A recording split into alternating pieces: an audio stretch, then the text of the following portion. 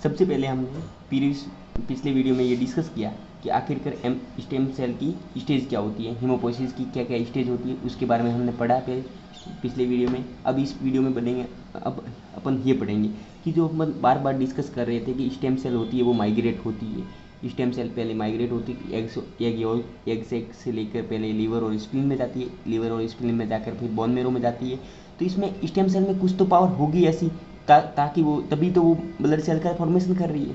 ठीक है, तो हम स्टेम सेल कैसे डेवलपमेंट होता है उसके बारे में पढ़ेंगे। ठीक है, हीमोपोइसिस का निर्माण फॉर्मेशन कैसा होता है, उसका डेवलपमेंट कैसा होता है, उसके बारे में हम पढ़ेंगे। ठीक है, सबसे पहले पढ़ेंगे ये कि जो स्टेम सेल होती है ना, जो स्टेम सेल्स होती हैं उसमें दो टाइप्स की पावर होती है। इसमें दो प्रकार की पावर होती है स्टेम सेल में। ठीक है, एक पावर होती है वो डिफरेंशिएशन की होती है, डिफरेंशिएशन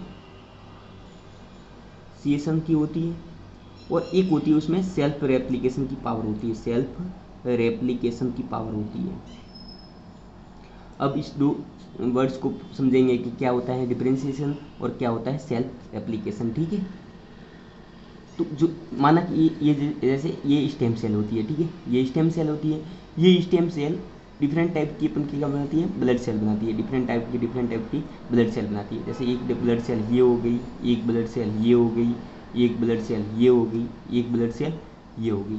ठीक है, तो यदि वो स्टेम सेल अपने ही जैसी एक नई प्रकार की सेल बनाती हैं तो उसको कहते हैं सेल्फ रेप्लिकेशन। जैसे अपने ही जैसी किसी सेल का निर्माण करना क्या कहलाता है, सेल्फ रेप्लिकेशन। देखो ये की और ये सेम है ना, तो उसको कहेंगे सेल्फ रेप्लिकेशन, सेल्फ रेप्लिकेशन। ठीक है, और ये जो सेल दूसरी प्रकार की सेल बनाती है, इस सेल से इस सेल की जो डिफरेंस होती है, जो मतलब भिन्न प्रकार की सेल बनाती है, इस सेल और इस सेल में डिफरेंट टाइप की सेल बनाती है, क्योंकि एक ही स्टेम सेल होती है इसलिए तो उसको मल्टीपोटेंट सेल बोला।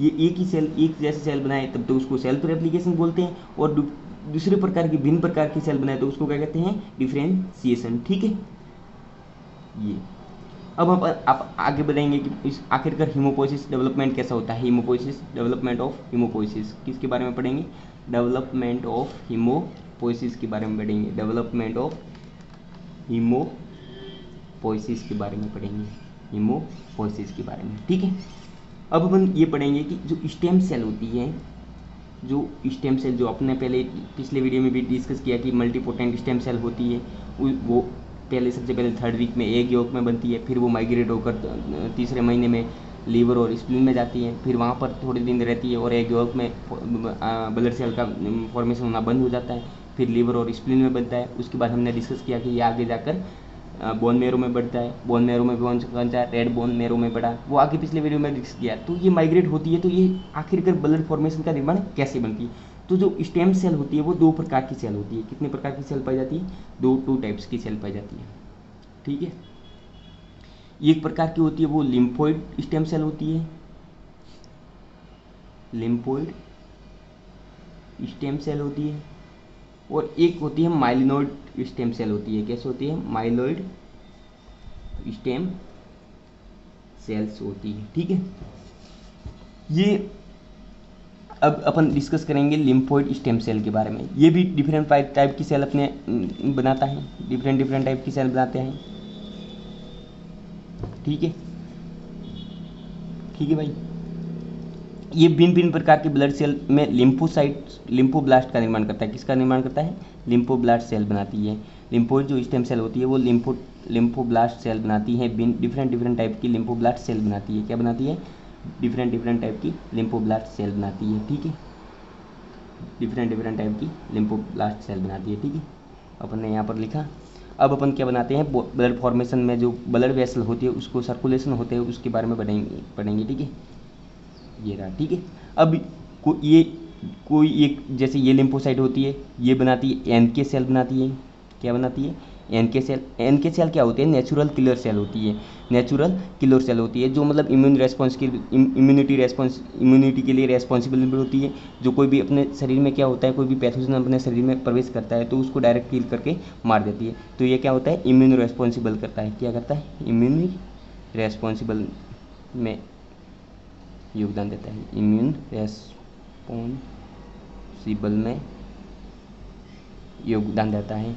इसके पश्चात ये आगे निर्माण करती है परिटील सेल, परिटी लिम्फोसाइट सेल्स, और भी आगे निर्माण करती है ये परिबीटा सेल्स और डेंड्राइटिक सेल्स का फॉर्मेशन करती है ब्लड वेसल में। लिम्फोइड स्टेम सेल से इन सेलों का निर्माण होता है। जो नेचुरल किलर सेल होती है, परिटी सेल होती है और परिबीटा सेल होती है, वो तीनों हैं वो इम्यूनिटी के लिए रेस्पॉन्सिबल होती है। इम्यूनिटी के लिए क्या होती है? रेस्पॉन्सिबल होती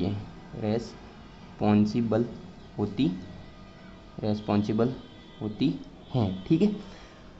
डेंड्राइटिक सेल होती है वो मैक्रोफेजिक सेल होती है। मैक्रोफेजिक सेल का मतलब क्या होता है? एक प्रकार की ये सेल होती है, ये होती है antigen presenting cell. Antigen presenting cell का मतलब ये होता है कि कोई भी अपने शरीर में पैथोजन अंदर प्रवेश कर गया तो उसको पकड़ के वो टी लिम्फोसाइट के पास ले जाने का कार्य करती है। उसको क्या कहते हैं? Antigen presenting cell. तो ये एक प्रकार की क्या होती है? मैक्रोफेजिक सेल होती है। अब आपने एक बात नोटिस की कि इसके पीछे प्रीटीम टी लिम्फोसाइट लिखा, तो ये प्रीटीम लिम्फोसाइट क्या होता है? ये होता है कि जब कोई भी मतलब ब्लड फॉर्मेशन का निर्माण स्टेम सेल करती है। कोई भी ब्लड सेल का निर्माण कौन करती है? स्टेम सेल करता है, जैसे चाहे आरबीसी हो, डब्ल्यूबीसी हो या प्लेटलेट्स हो। लेकिन क्या होता है कि टी लिम्फोसाइट का निर्माण होता है, फॉर्मेशन होता है, वो होता तो लिम्फोइड स्टेम सेल में होता है, तो लेकिन वो इमेच्योर फॉर्म में होता है, वो पूरा मैच्योर फॉर्म में नहीं होता। उसका मैच्योरेशन होता है वो क्या होता है? लिम्फोइड टिश्यू में होता है। क्या होता है? लिम्फोइड टिश्यू में। ये बात एक ध्यान रखना, ठीक है। लिम्फोइड टिश्यू में होता है उसका मैच्योरेशन, टिश्यू में होता है, ठीक है। तो बनता तो यहाँ है लेकिन उसका पूरा मैच्योरेशन का होता है लिम्फोइड टिश्यू में। ये उसका एक अपवाद है, इसको ध्यान रखना है, पॉइंट को ध्यान रखना, ठीक है। इसके बाद हम पढ़ेंगे कि माइलर, ये तो अपन ने लिम्फोइड सेल से बनाते हैं। लिम्फोइड स्टेम सेल क्या क्या बनाती है? नेचुरल किलर सेल बनाती है, परिटी लिम्फोसाइट बनाती है, बीटा सेल बनाती है, डेंड्राइटिक सेल बनाती है। ये भी डिफरेंट टाइप की सेल बनाती है। वो कौन बनाती है? लिम्फोइड स्टेम सेल, ठीक है। इसके पश्चात अपन पढ़ेंगे माइलोइड स्टेम सेल क्या बनाती है। ये भी डिफरेंट प्रकार की टाइप की सेल बनाती है, ठीक है। डिफरेंट टाइप की सेल बनाती है। कौन कौन सी सेल बनाती है? एक बनाती है परिमोनोसाइट सेल्स, परिमोनोसाइट सेल्स बनाती है, परिमास्ट सेल बनाती है, परिमास्ट सेल बनाती है, मायोब्लास्ट सेल बनाती है, मायोब्लास्ट सेल, इर्थ्रोब्लास्ट सेल बनाती है, इर्थ्रोब्लास्ट सेल बनाती है, और एक मेगा कैरियोसाइट सेल बनाती है। कौन सी बनाती है? मेगा कैरियोसाइट सेल बनाती है, ठीक है। अब अपन फिर से डिस्कस करेंगे इसके ब्लड वेसल फॉर्मेशन के, ब्लड वेसल पर जाएंगे कि ब्लड वेसल में इसका किसका निर्माण होता है। देखिए परिमोनोसाइट से नाम से क्लियर है, परिमोनोसाइट से कौन सा किसका निर्माण होता है? मोनोसाइट सेल का निर्माण होता है, जो कि एक डब्ल्यूबीसी का प्रकार होता है। मास्ट सेल का परिमास्ट सेल से मास्ट सेल का निर्माण होता है, जो कि हिपेरिन और स्टामिन होता है। हिपेरिन आपको पता ही है कि वो एक एंटीकोगुलेंट होता है, ठीक है। एक एलर्जी में इंपॉर्टेंट रोल निभाता है मास्ट सेल, ठीक है। अब यहाँ पर ध्यान रखना कि मायोब्लास्ट सेल होती है वो 3 प्रकार की सेल बनाती है। क्या बनाती है? 3 प्रकार की सेल बनाती है। कौन कौन सी बनाती है? एक बनाती है बैंड बेसोफिल्स, दूसरी प्रकार की होती है बैंड यूसोनोफिल, और तीसरी प्रकार की जो सेल होती है वो कौन सी होती है?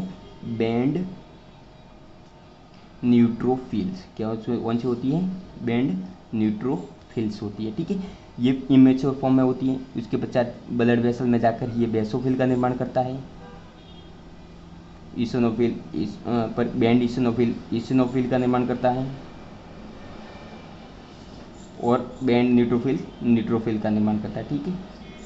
न्यूट्रोफिल का निर्माण करता है। एक बात आपने नोटिस की कि यहाँ पर बैंड लगा है, तो बैंड शब्द का प्रयोग क्यों होता है? बैंड वर्ड्स का प्रयोग यहाँ पर इसलिए किया जाता है क्योंकि ये इमेच्योर फॉर्म में होती है, इसलिए यहाँ पर कौन सा वर्ड्स का प्रयोग किया गया? बैंड फॉर्म में, ठीक है। इर्थ्रोब्लास्ट और मेगा कैरियोसाइट आगे यहाँ पर कम है, जगह स्पेस कम है, तो मतलब अगले पेज पे पढ़ेंगे, ठीक है। अपन माइलॉइड स्टेम सेल की 2 सेल बची थी, उसके बारे में डिस्कस करेंगे। कौन कौन सी सेल बची थी?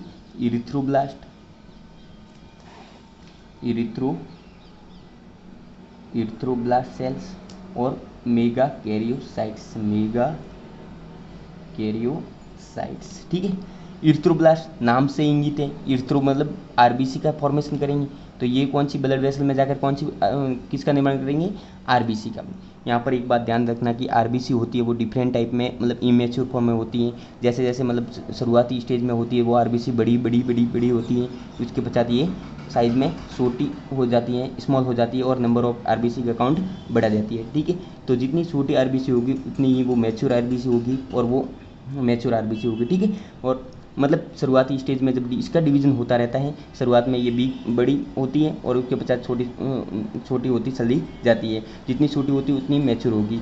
और अब इसमें इमेच्योर और मैच्योर आरबीसी में क्या डिफरेंस होता है। जो इमेच्योर होती है आरबीसी वो न्यूक्लिएटेड होती है, क्या होती है, न्यूक्लिएटेड होती है, और जो इमेच्योर आरबीसी होती है वो न्यूक्लिएटेड होती है, और जो मैच्योर आरबीसी होती है वो क्या होती है, ए न्यूक्लिएटेड होती है। क्या होती है, ए न्यूक्लिएटेड होती है, ये डिफरेंस होता है। ठीक है, मेगाकैरियोसाइट्स प्लेटलेट्स का फॉर्मेशन करेगा, किसका फॉर्मेशन करेगा, ब्लड वेसल में जाकर प्लेटलेट्स का फॉर्मेशन। ठीक है, इसके पश्चात हम एक एक करके पढ़ेंगे कि बेसोफिल का क्या काम है, इसिनोफिल का क्या काम है, आरबीसी का क्या काम होता है, उसकी लाइफ साइकिल क्या होती है, उसके कितने क्या अपने शरीर में फंक्शन होता है, न्यूट्रोफिल का क्या फंक्शन होता है, प्लेटलेट्स का क्या फंक्शन होता है, वो अगले वीडियो में अपन डिस्कस करेंगे। Thank you.